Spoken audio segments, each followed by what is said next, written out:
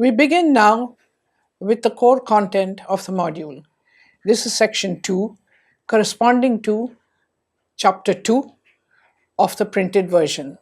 And this section is called the big picture.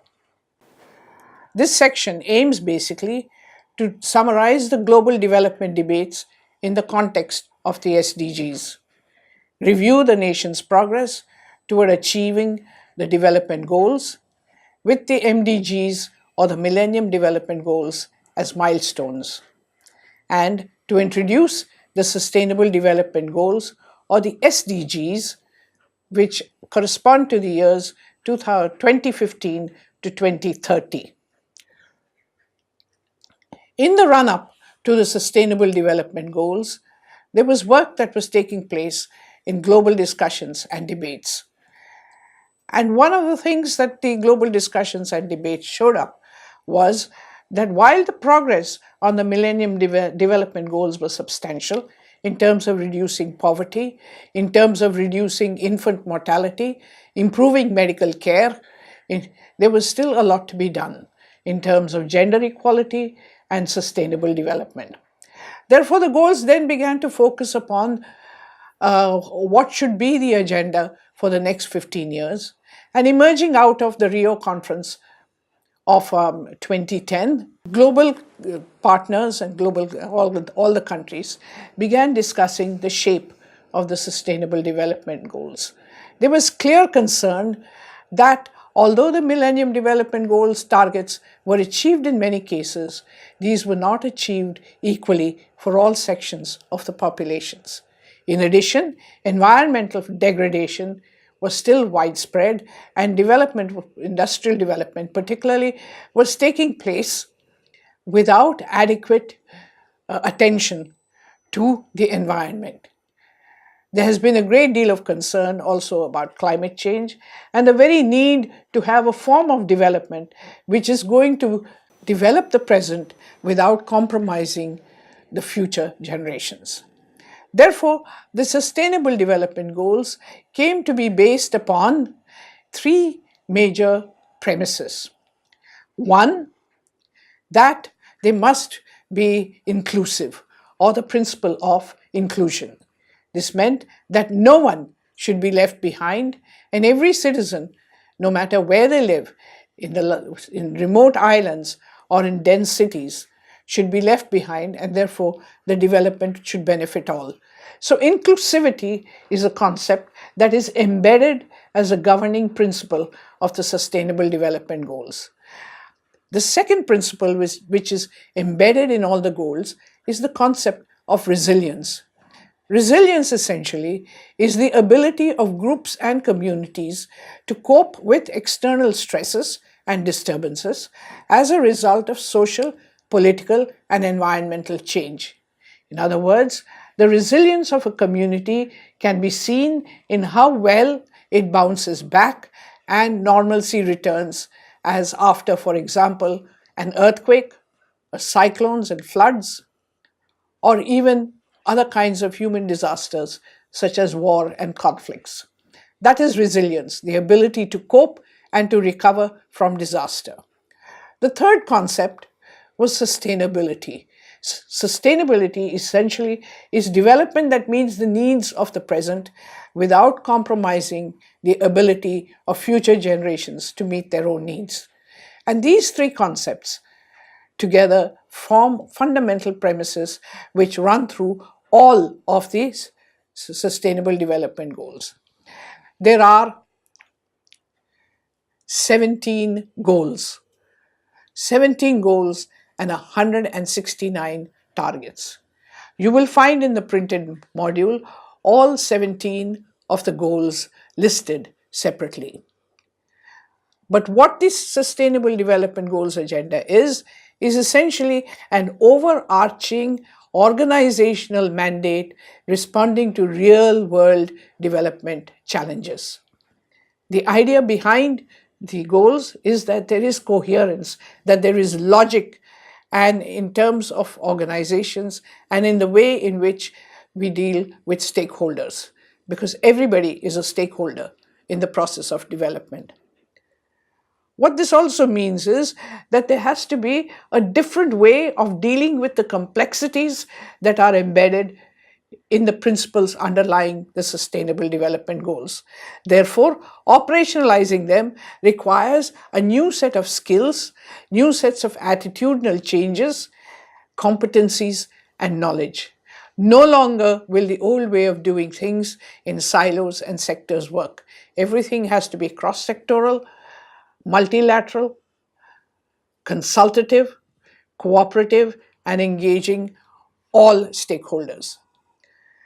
The integration of the three dimensions mentioned earlier, that is, inclusion, resilience, environment, must also have another dimension.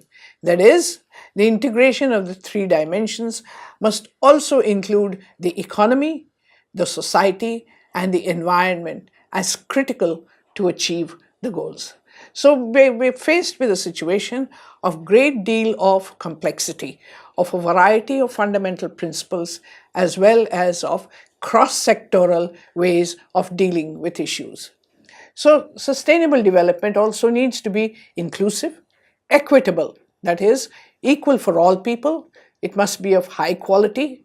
That is, it is not merely providing access, but quality within services, and one must be accountable to the people, and it must be transparent and visible. So when we begin to look at the Sustainable Development Goals, at no point, however, are the role of ICTs explicitly stated. In the Millennium Development Goals of 2000, which were operative from 2000 until 2015, ICTs were actually emerging as transformational processes.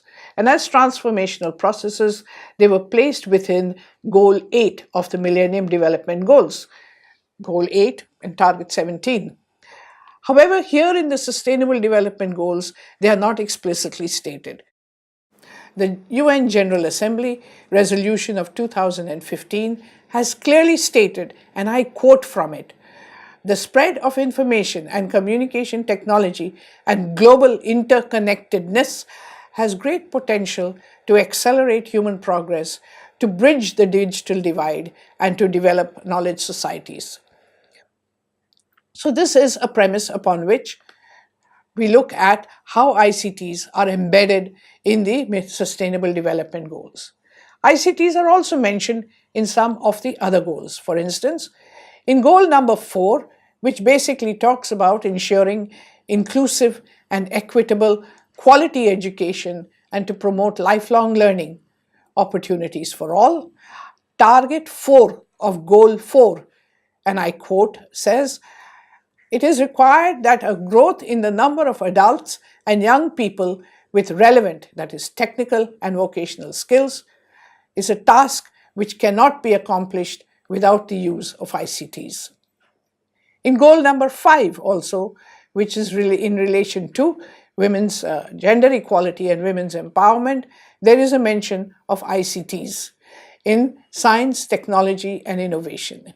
And in goal number 5, target 5B, which says, and I quote again, "Enhance the use of enabling technology, in particular information and communication technologies, to promote the empowerment of women." End of quote. Goal 9, which is about building resilient infrastructure, promoting inclusive and sustainable industrialization. In Goal 9, Target 9C specifically calls for an increase in access to ICTs and to strive to provide universal internet access in the least developed countries. Finally, in goal number 17, states, which talks about in strengthening the means of implementation and revitalizing global partnerships. Within this, the target 17.6 and 17.8 charge countries with international cooperation in science, technology, and in enhancing the use of ICTs.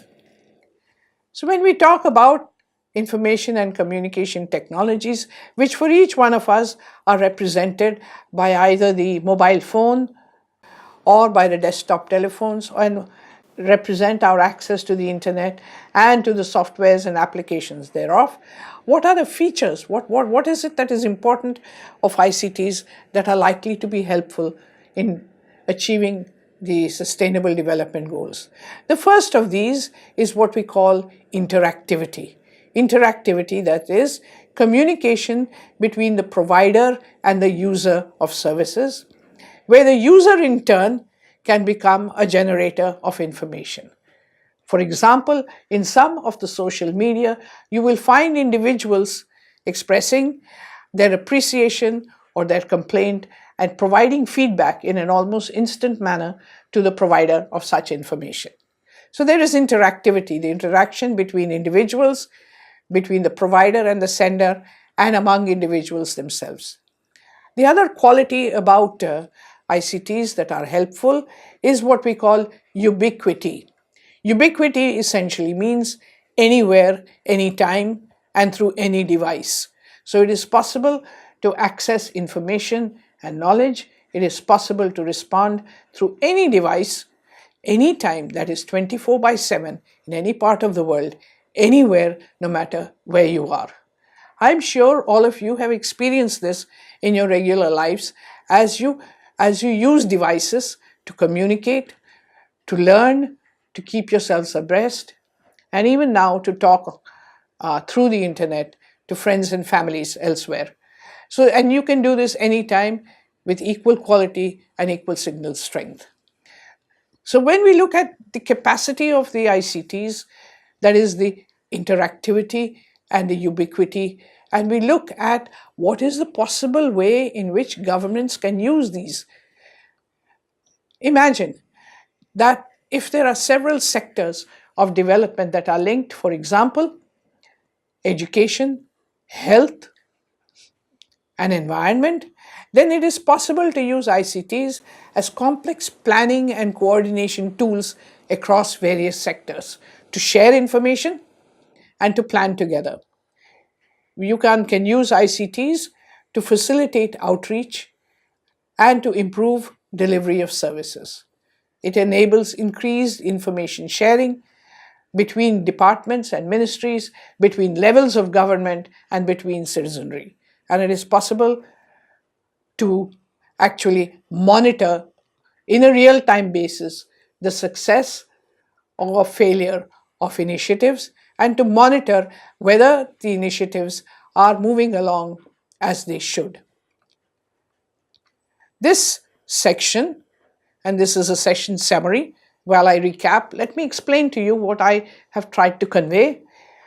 The human development approach, which focuses on development within a human rights framework, is the currently accepted concept. That is, rights of humans, the social welfare of humans is very important.